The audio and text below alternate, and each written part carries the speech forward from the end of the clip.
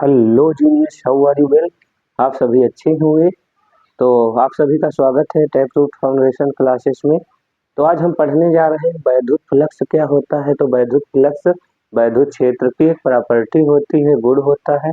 और वैद्युत बल रेखाओं की संख्या के माप को वैद्युत फ्लक्स कहा जाता है। किसी भी बंद पृष्ठ से होकर गुजरने वाली कुल वैद्युत बल रेखाओं की संख्या के माप को हम उस पृष्ठ का वैद्युत फ्लक्स कहते हैं। तो आज हम इसके लिए बेसिक से समझेंगे इसके बारे में, और इससे जितने क्वेश्चन बनते हैं मोस्ट इम्पॉर्टेंट टॉपिक भी हमारा। इसके बाद गॉस थ्योरम पढ़ेंगे जो कि काफ़ी ही ट्रिपल स्टार वाला टॉपिक है। तो चलिए देखते हैं वैद्युत फ्लक्स क्या होता है। तो वैद्युत फ्लक्स जो होता है वैद्युत क्षेत्र का कोई प्रॉपर्टी है, गुण होता है। मान लो हमारे पास कोई वैद्युत क्षेत्र है, कोई वैद्युत पृष्ठ है, ये देखो कोई पृष्ठ कोई भी कैसा भी हो सकता है वैद्युत पृष्ठ, और उससे गुजरने वाली कुल वैद्युत बल रेखाओं की संख्या के मान को ही हम उस पृष्ठ का वैद्युत फ्लक्स कहते हैं। वैद्युत फ्लक्स को हम लोग फाई से प्रदर्शित करते हैं, और ये एक अदिश राशि है, इसका मात्रक वेबर होता है। तो जैसे मान लो ये पृष्ठ है बड़ा सा, तो इसमें ज्यादा बल रेखा है। एक ऐसा ही छोटा सा पृष्ठ है, तो मान लो इसमें कम बल रेखाएं, कम वैद्युत बल रेखाएं निकल रही है। तो इसका जो फ्लक्स मान लो φ1 होगा और इसका φ2 होगा। तो वैद्युत फ्लक्स जो है वैद्युत बल रेखाओं की संख्या की माप को कहते हैं। तो जिससे ज्यादा बल रेखाएं निकल रही हैं उसका वैद्युत फ्लक्स ज्यादा है, और जिससे कम वैद्युत बल रेखाएं निकल रही हैं तो उसका वैद्युत फ्लक्स कम है। तो सीधी सी बात है, वैद्युत फ्लक्स जो आपका क्लोज्ड सरफेस है या कोई पृष्ठ है वो कैसे रखा हुआ है उस पर भी निर्भर करता है।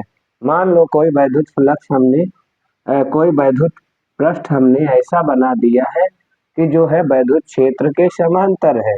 तो वहां पर मान लो ये हमारे पास कोई वैद्युत पृष्ठ है, इस तरह से ये कोई वैद्युत पृष्ठ है। तो इस वैद्युत पृष्ठ के द्वारा जो वैद्युत बल रेखाएं हैं हमारी,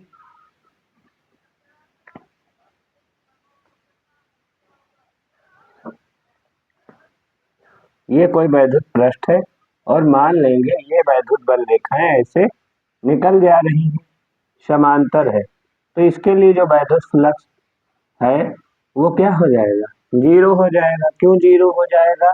क्योंकि वैद्युत क्षेत्र और एरिया वेक्टर जो नेक्स्ट लेक्चर में हमने पढ़ाया था, इसके बीच में जो कोण बन रहा है वो कितना बन रहा है, 90 डिग्री का। तो वो 90 cos 90 जीरो होता है। इसलिए हमारा जो फार्मूला भी हम डिराइव करने वाले हैं वैद्युत फ्लक्स के लिए, वो फार्मूला हमारा आता है फाई बराबर E dot D a closed interval E dot D A vector, E vector dot D A vector.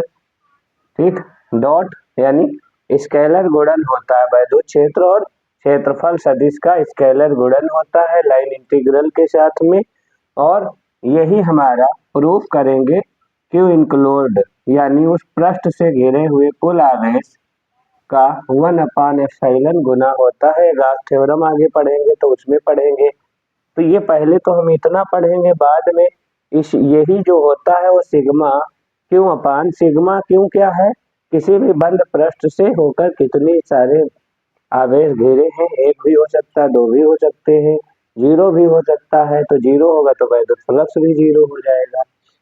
तो वैद्युत फ्लक्स आपने समझा कि जो हमारा कोई भी पृष्ठ होगा उसका ओरिएंटेशन क्या है, वो कैसे रखा, ऐसे रखा, ऐसे रखा, ये वैद्युत क्षेत्र में उसके समांतर रखा है कि लंबवत रखा है उस पर निर्भर करता है। यहाँ पर अगर हम बताएं तो सबसे ज्यादा वैद्युत फ्लक्स हमारा होगा, ये मान लो 1 फिगर है, ये 2 फिगर है और ये 3 नंबर का फिगर है।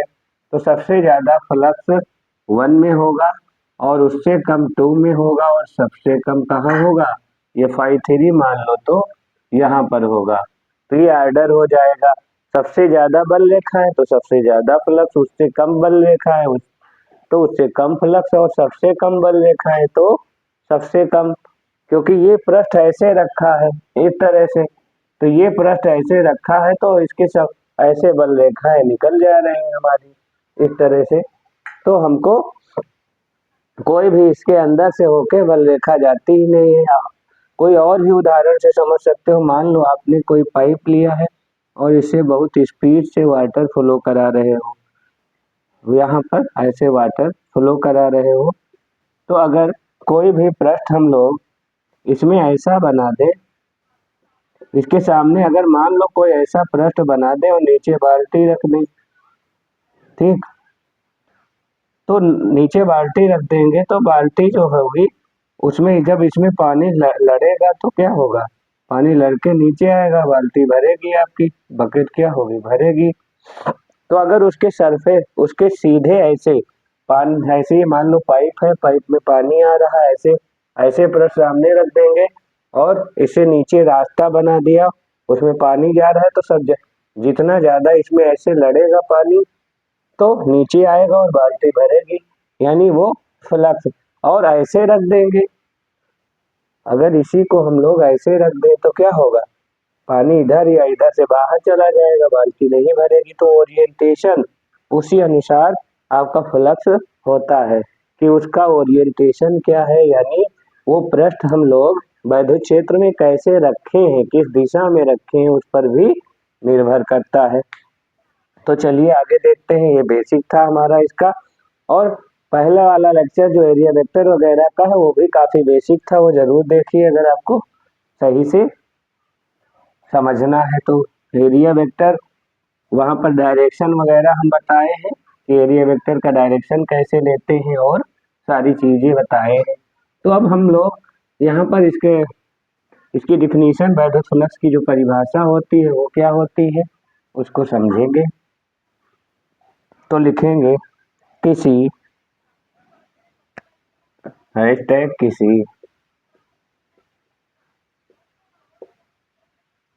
किसी बंद पृष्ठ से होकर गुजरने किसी बंद पृष्ठ से होकर गुजरने वाली वैद्युत बल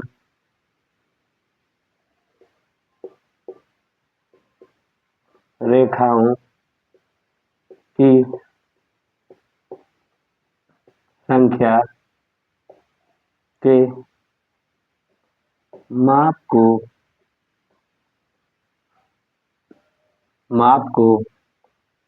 उस पृष्ठ का वैद्युत या उस पृष्ठ से बद्ध वैद्युत फ्लक्स कहते हैं। उस पृष्ठ का वैद्युत, उस पृष्ठ से बद्ध कह लो ज्यादा सही रहेगा, उस पृष्ठ से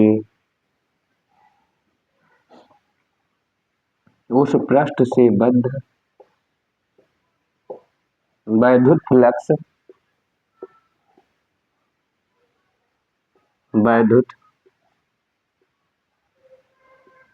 फ्लक्स कहते हैं। आगे लिखोगे ये हो गई परिभाषा। ये एक अदिश राशि है, अदिश राशि है, इसका मात्रक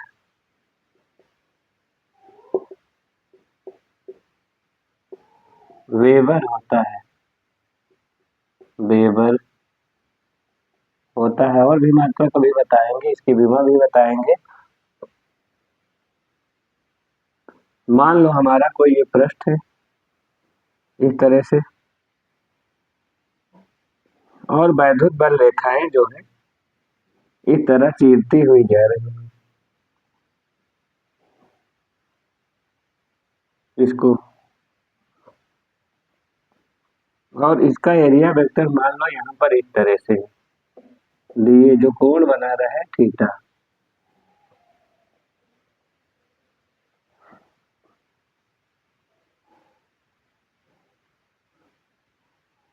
तो इधर क्या आ जाएगा, डी ए कॉस थीटा आ जाएगा, इसके लंबवत क्या आ जाएगा, डी ए कॉस थीटा आ जाएगा।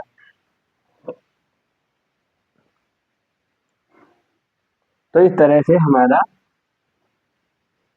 वैद्युत फ्लक्स जो होता है, वैद्युत फ्लक्स, ये हमारी परिभाषा हो गई है। आगे वैद्युत फ्लक्स के बारे में, यदि हमारा मान लो कोई पृष्ठ है जिसका क्षेत्रफल कैपिटल ए है और इसके द्वारा इससे एक समान वैद्युत क्षेत्र कैपिटल ई पास हो रहा है, तो किसी हम छोटे से एरिया के बारे में डिस्कस करेंगे, उसको हम क्या मान लेंगे कि वो छोटा सा एरिया क्या है, डीए है, और उससे जो वैद्युत बल रेखाएं हैं वो वैद्युत बल रेखाएं जो है थीटा कोण पर गुजर रही है। माना किसी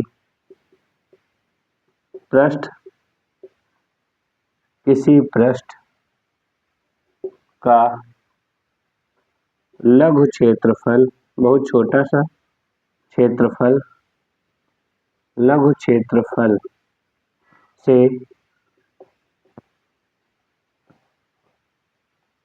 गुजरने वाली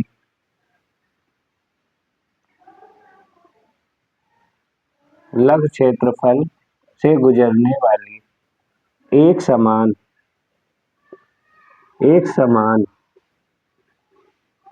वैद्युत क्षेत्र, वैद्युत ये शॉर्टकट है, आप लोग वैद्युत क्षेत्र कैपिटल ई है।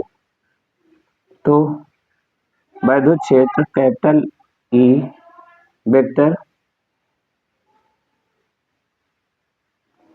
क्षेत्रफल सदिश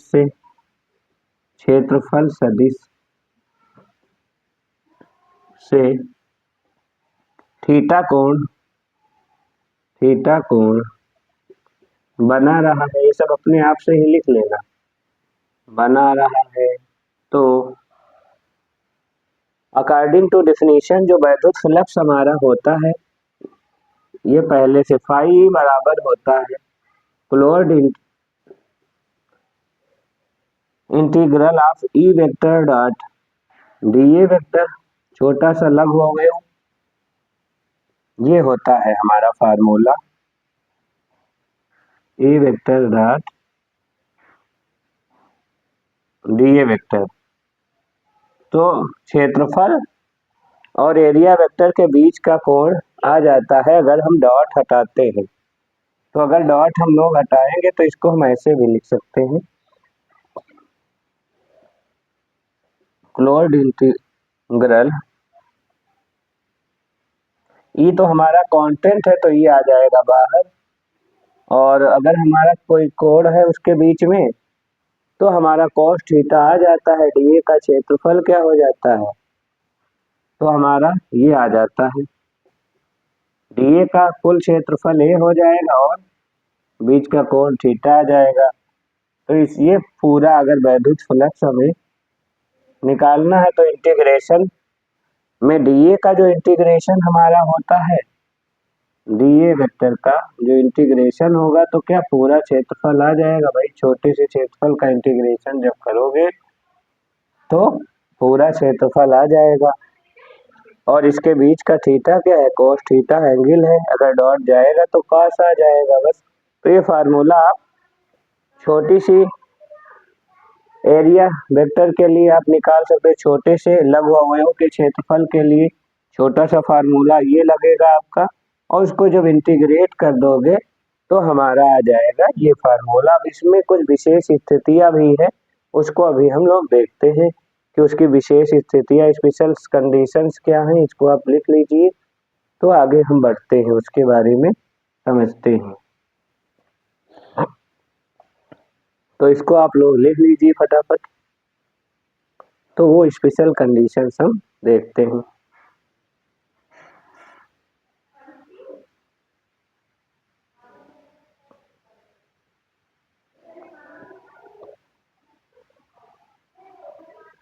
तो आप लिख चुके होंगे, तो चलिए हम लोग इसको मिटा देते हैं और इसकी स्पेशल कंडीशंस कुछ देख लेते हैं।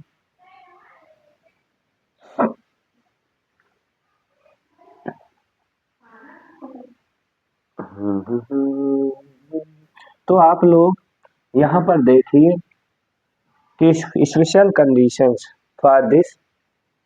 तो हमारा जो लाइन इंटीग्रल था वो, तो हमारा जो मेन फार्मूला है हमारा आ गया है फाई बराबर हमारा आ गया है ई कॉस थीटा। ये मेन फार्मूला है स्पेशल कंडीशन, विशेष स्थितियां।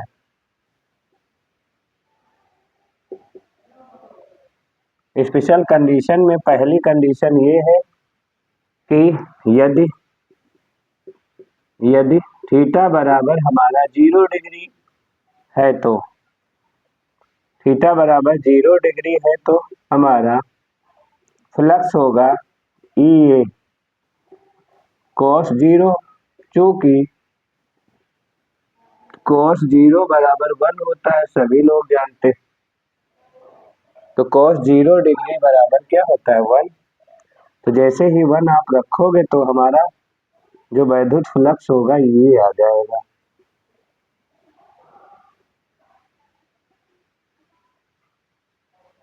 ठीक। सेकंड कंडीशन क्या है, यदि if theta is equal to 90 degree, अगर 90 डिग्री हमारा है तो cos 90 हमारा होता है cos 90 बराबर 0। तो जैसे 0 रखोगे तो फ्लक्स क्या आ जाएगा, फाई हो जाएगा 0, क्योंकि जब भी 0 से गुणा करोगे तो फ्लक्स 0 हो जाएगा।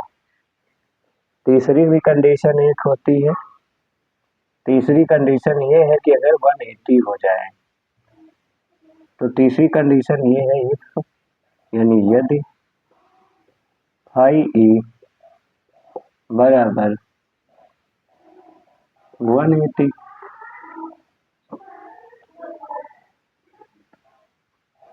तो अगर 180 हो, मान लो कि वैद्युत क्षेत्र ऐसे जा रहा है, एरिया वेक्टर विपरीत दिशा में है, तो माइनस ई हो जाएगा हमारा। क्या हो जाएगा, अरे थीटा बराबर बेटा, थीटा बराबर, तो फाई ई बराबर हो जाएगा ई ए कॉस 180। कॉस 180 का मान -1 होता है, तो ये हमारा माइनस ई ए हो जाएगा। अगर मान लो काश 180 हो गया तो हमारा -1 से गुणा हो जाएगा, तो माइनस ई ए हो जाएगा इस तरह से। तो हमारा ये आ जाएगा। अब यहाँ पर ये तीनों कंडीशन आप लिख लीजिए, फिर आगे बढ़ते हैं। स्लोली कदमों से आगे बढ़िए और सफलता को हासिल करिए। तो आपको सफल होना है तो आप दृढ़ निश्चयी बनिए, कठिन परिश्रम में पीछे मत हटिए। सफल वही होते हैं जिनको कोई आंधियां रोक न सके, जिनको कोई बाधाएं झुका न सके। कोई भी समस्या हो, आगे बढ़ते रहो कंटिन्यूअस। तो कंटिन्यूअस बढ़ने से हमारी सफलताएं हमारे करीब आती हैं। Only hard work is the way of success. और कोई चारा नहीं। तो चलिए आगे देखते हैं इसके बारे में। और तो हम लोग, आप लिख चुके होंगे, तो हम आगे और कुछ पढ़ेंगे। इसकी जो इलेक्ट्रिक फ्लक्स है, इसकी बीमा क्या होती है, इसका मात्रक क्या होता है।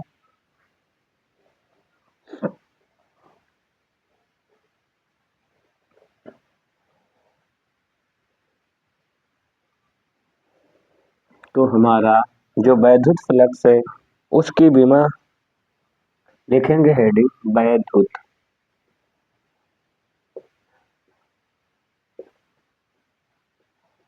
फ्लक्स की बीमा। मात्रक हम बता ही चुके थे, मात्रक भी देख लेंगे। बीमा तो हम जानते हैं फाई ई बराबर होता है ई ए, ये होता है कॉस से कोई मतलब नहीं है तो ये की बात करो, ई होता है एफ बाई क्यू इंटू ए। तो हमारा एफ का मात्रक होता है M kg metre per second square, M L T minus two, और एरिया का एल टू हो जाएगा भाई, किसी भी चीज का एरिया हो। और क्यू बराबर आई टी है तो आई का हो जाएगा एम्पियर और टी का सेकेंड हो जाएगा। तो यहाँ से जब ओवरऑल हम लोग सॉल्व करेंगे तो एम, अगर हम सॉल्व करें तो हमारा क्या आ जाएगा, एम एल थ्री और टी माइनस थ्री और ए माइनस वन। तो ये बीमीय सूत्र है किसका, वैद्युत फ्लक्स। तो फाई ई वैद्युत फ्लक्स की बीमा, तो ये हो गई है बीमा। मात्रक भी यहाँ से मिल जाएगा, एम को क्या बोलते हैं किलोग्राम, एल को मीटर तो मीटर क्यूब, टी को प्रति सेकंड क्यूब प्रति एम्पियर, ऐसा बोलोगे। अगर यहाँ से मात्रक निकालो आप तो मात्रक हो जाएगा किलोग्राम मीटर क्यूब, और लिखोगे प्रति सेकंड क्यूब और एम्पियर, प्रति एम्पियर, ये नीचे ही रहेगा एम्पियर। तो इस तरह से आप मात्रक भी लिख सकते हो, किलोग्राम मीटर क्यूब प्रति सेकंड क्यूब और प्रति एम्पियर, ऐसे पढ़ोगे। तो ये आप बीमा वगैरह नोट कर लीजिए। अब आगे हम बढ़ते हैं कि जो है गॉस की प्रमेय क्या होती है, फटाफट इसको करिए। उसके ऊपर आते हैं कि जो गॉस थ्योरम है,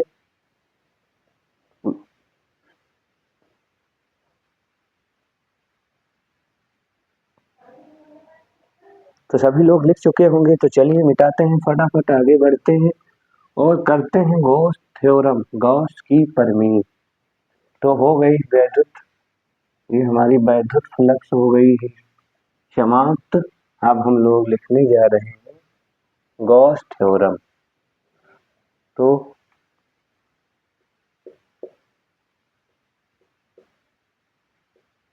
गॉस की प्रमेय, तो ट्रिपल स्टार आप करिए इसको। तो ट्रिपल स्टार बोर्ड परीक्षा के लिए गॉस की प्रमेय जो हमारी मोस्ट इम्पॉर्टेंट है, गॉस की प्रमेय, गॉस थ्योरम क्या होती है ये हम लोग समझेंगे। गॉस थ्योरम, गॉस की प्रमेय। तो गॉस साहब साइंटिस्ट का नाम है, इन्होंने ये बताया कि किसी बंद पृष्ठ से यानी काल्पनिक पृष्ठ से होकर गुजरने वाला जो कुल वैद्युत फ्लक्स होता है उस पृष्ठ द्वारा घिरे आवेश का 1/ε गुना होता है। तो यहाँ पर हम लोग ये कैसा भी पृष्ठ हो सकता है, एढ़ा टेढ़ा मेढ़ा, बस उसमें आवेश प्रेजेंट हो, कहीं भी प्रेजेंट हो, यहाँ यहाँ यहाँ यहाँ यहाँ यहाँ यहाँ यहाँ कहीं भी हो, और जितने आवेश होंगे, मान लो यहाँ बहुत सारे आवेश Q1 Q2 Q3 Q4, मान लो ये प्लस है, ये प्लस है, ये माइनस है, ये माइनस है। तो जो उसके साइन के साथ उसको आप क्या करो, चार्ज क्या होता है, ये स्केलर क्वांटिटी होती है, जो चार्ज होता है अदिश राशि होती है। तो एज इट इज साइन के साथ में जोड़ देंगे हम और उससे वैद्युत फ्लक्स आ जाएगा।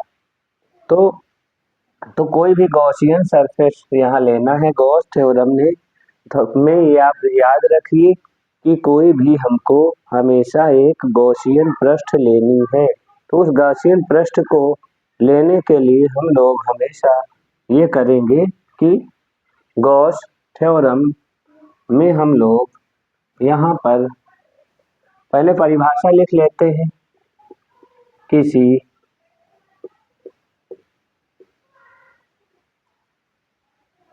किसी बंद पृष्ठ मैनी ब्रैकेट में गॉसियन पृष्ठ से होकर गुजरने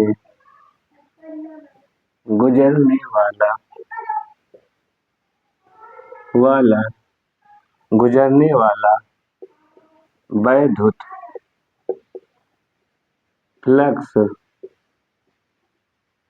फ्लक्स उस पृष्ठ से घिरे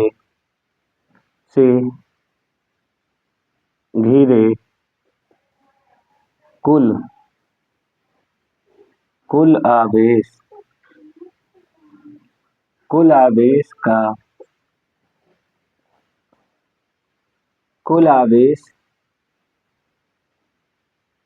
क्यू इंक्लोड ऐसे लिखोगे, क्यू इंक्लोड का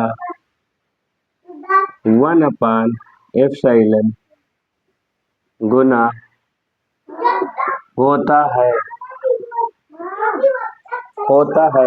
तो ये आप परिभाषा लिख लीजिए आराम से।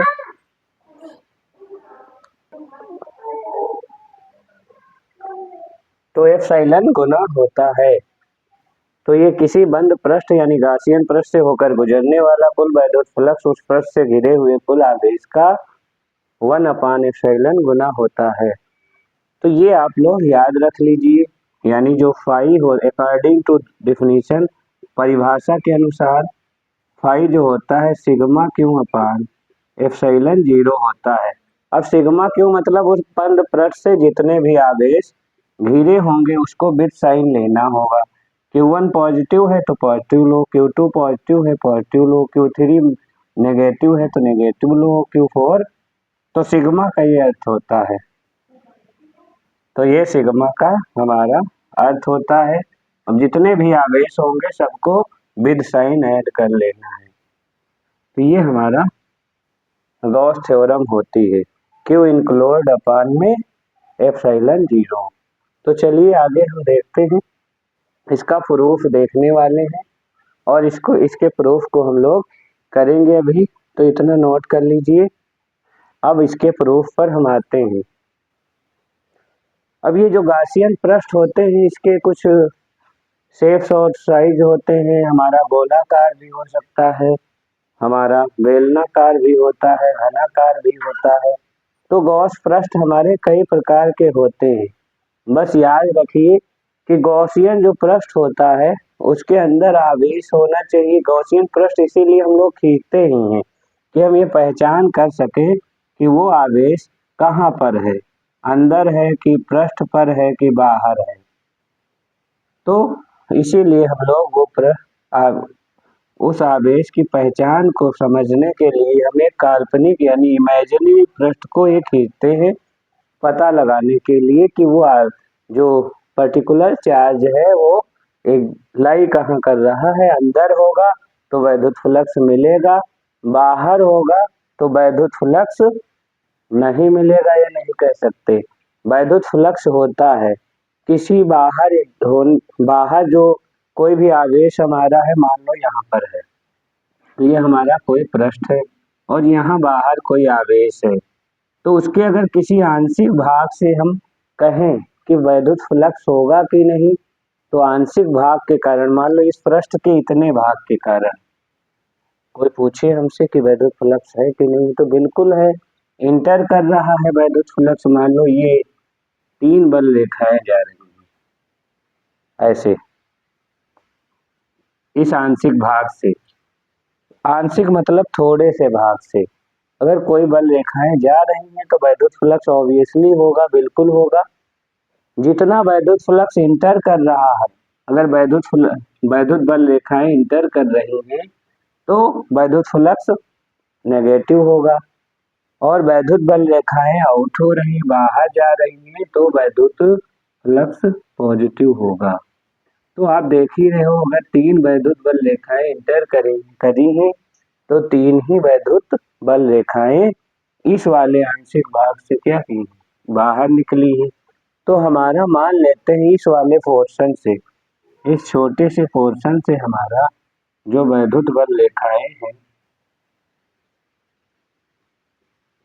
इस वाले क्षेत्र से जो यहाँ से मान लेंगे हम ये कि वैद्युत फ्लक्स हमारा है φ1 और यहाँ से गुजरने वाला φ2 है। तो देख रहे हो आप कि इस एरिया से निकलने वाला वैद्युत फ्लक्स नेगेटिव है और उस वाले से पॉजिटिव है। इंटर करने वाला हमेशा नेगेटिव होता है, तो जितना नेगेटिव उतना पॉजिटिव, तो क्या होगा फाई नेट क्या हो जाएगा -φ + φ, तो क्या हो जाएगा 0 हो जाएगा।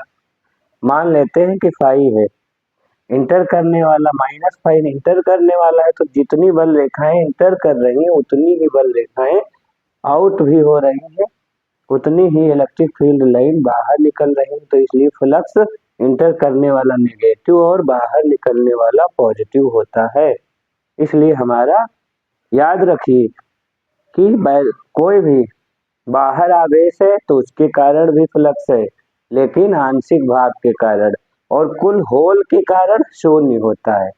अगर होल के कारण, होल सरफेस के कारण या होल गॉसियन पृष्ठ के कारण हमसे पूछे तो 0 होगा। क्यों? क्योंकि जितना इंटर कर रहा हो नेगेटिव, जितना आउट हो रहा हो पॉजिटिव, तो जितनी बल रेखाएं अंदर जा रही उतनी बाहर आ रही, तो जाने के लिए नेगेटिव और बाहर निकलने के लिए पॉजिटिव जुड़ के क्या होगा 0 हो जाएगा। यहाँ पर अगर इसको हम 3 यूनिट्स हम माने, 3 एक बल रेखा के लिए एक माने तो माइनस का 3 और प्लस का 3 क्या होगा 0 हो जाएगा। आप सभी जानते हैं 3 बल, मान लो एक बल रेखा के लिए वैद्युत फ्लक्स 1 यूनिट है, तो 3 बल रेखाओं के लिए 3 यूनिट हो गए, तो 3 यूनिट अंदर गया तो नेगेटिव, 3 यूनिट बाहर आया तो पॉजिटिव, -3 + 3 0, ऐसे भी समझ सकते हो। तो चलिए इसको आप लिखिए।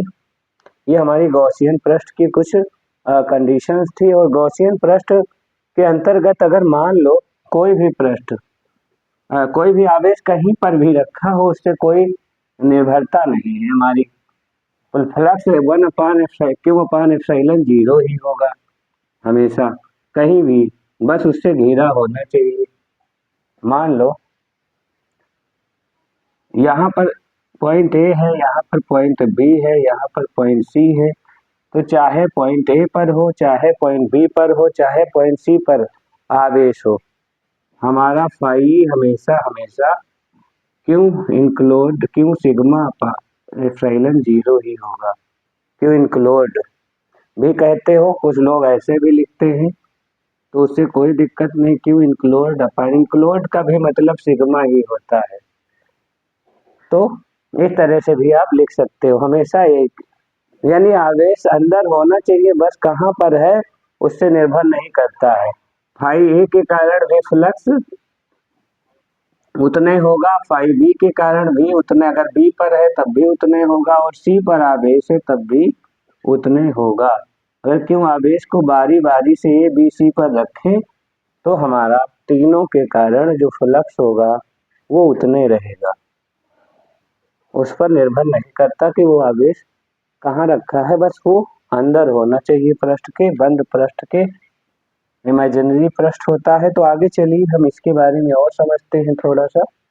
तो अब इसका प्रूफ देखते हैं फटाफट, क्योंकि तो गॉस थ्योरम का प्रूफ क्या है, प्रूफ ऑफ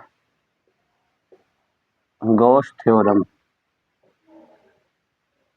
तो हमारे पास, हमने नेक्स्ट लेक्चर में पढ़ा था कि हमारे पास एक गोला है, कोई गोला जैसे गेंद, तो गेंद है। अब इस गेंद के कारण मान लो तो आंशिक भाग के कारण हमारे पास इस केंद्र पर जो कोण बन रहा है, इस गोले की रेडियस हम मान ले r है, और ये कोण जो बन रहा है d ओमेगा है, और इसका इलेक्ट्रिक फील्ड बाहर की ओर है, और इसका जो एरिया वेक्टर है वो इस तरह से dA है। इसके बीच कोण थीटा है, तो डी ए कॉस थीटा हो जाएगा इलेक्ट्रिक फील्ड की डायरेक्शन में। अब हम लोग जानते हैं कि नेक्स्ट टाइम में हमने पढ़ा था कि इससे होकर गुजरने वाला जो कुल धन कोण जो हमने निकाला था होता है D A cos theta upon और स्क्वायर, इतना होता है हमारा। ये फार्मूला आपने नहीं पढ़ा तो पहले लेक्चर को देखिए आप घन कोण का, और संपूर्ण घन कोण 4 पाई रेडियन भी हमने प्रूफ किया था वहां, तो वो भी जाके देख लीजिए। तो इससे गुजरने वाला ये छोटा सा जो पृष्ठ हमने लिया है गोले पर, ये इस छोटे से पृष्ठ से हमारी जो वैद्युत बल रेखाएं, मान लो एक समान वैद्युत क्षेत्र ही है गुजर रहा है, तो यहाँ लिख लेना। ये आपका बेसिक था, इसको आपको पता होना चाहिए। अब आगे हम चलेंगे इसके प्रूफ पर।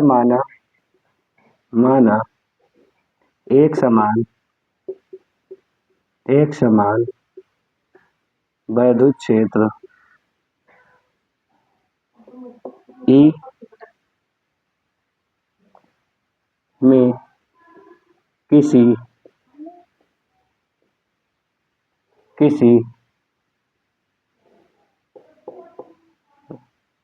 लघु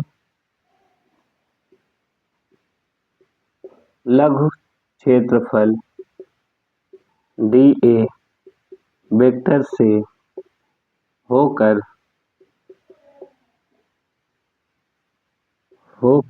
गुजरने वाला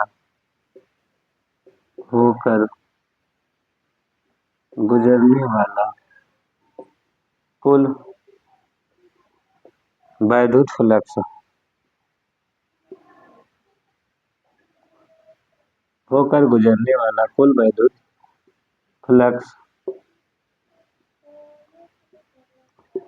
डी फाई ई बराबर होता है हमारा E dot E D closed integral E dot D A cos theta. तो एक समान वैद्युत क्षेत्र है तो हमने बताया था ई डॉट डी ए क्या हो जाए, ई बाहर आ जाएगा हमारा, तो हमारा आ जाएगा ई बाहर, और सिर्फ ई कॉस थीटा अगर आपका ई बाहर आ गया तो हमारा इंटीग्रेशन क्या होगा, इंटीग्रेशन डी का होगा।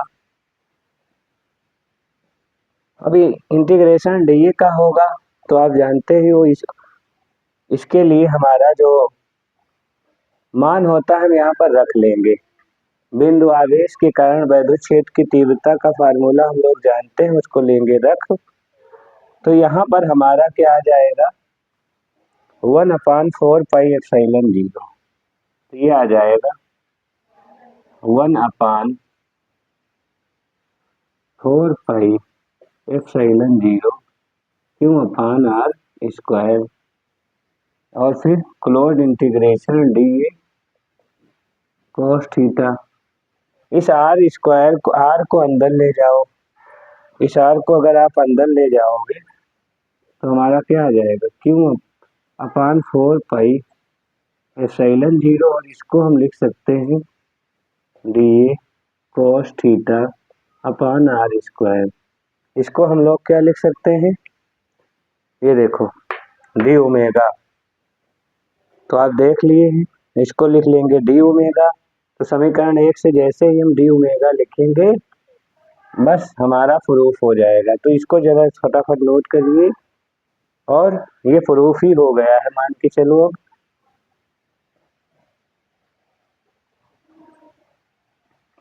तो याद रखिएगा क्या आया है हमारा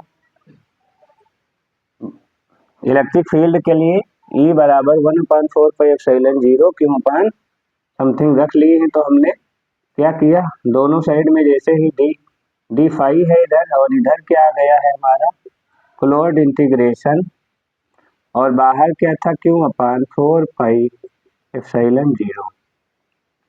सही से लिख लो, डी फाई का अगर इंटीग्रेशन हम करेंगे छोटे से फ्लक्स का तो फाई हो जाएगा, और यहाँ पर हमारा था 1/4 पाई एप्सिलॉन 0, और इंटीग्रेशन डी ओमेगा आ जाएगा, वहां रख लेंगे।